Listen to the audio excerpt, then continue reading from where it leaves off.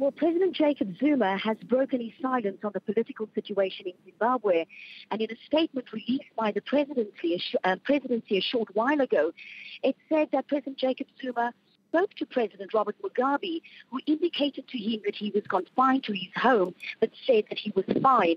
President Jacob Zuma, as the chairperson of the Southern African Development Community, has noted with great concern the situation in Zimbabwe, the presidency said.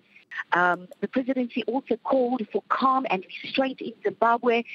And President Jacob Zuma said that as a matter of urgency, he would be sending two senior South African ministers, the Minister of Defense and the Minister of State Security, to meet with President Mugabe and the Zimbabwean Defense Force.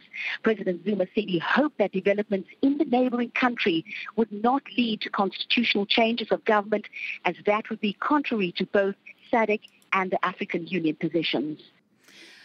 Ayesha, now the military in Zimbabwe has said that it is not targeting Robert Mugabe in particular. Just to remind our viewers, Robert Mugabe, who has been in power for 37 years, the military says is actually targeting those around him, calling them criminals. Is that really what's going on here, or is this just a greater push to end Mugabe's reign? Well, the Zimbabwe military, of course, has denied that there's a coup underway. But a senior researcher at the Institute for Security Studies in South Africa said that the military was using what he termed coup-like language, but noted that the army had not declared martial law and has not suspended the country's constitution. And so they claim they have surrounded President Mugabe for his own safety and not to overthrow him. They're saying they're merely arresting criminals in government and counter-revolutionary elements.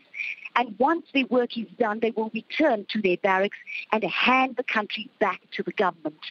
But Mugabe is under pressure to resign, and there is talk of a transitional government appointed by the army that will be appointed by the army ahead of fresh elections next year.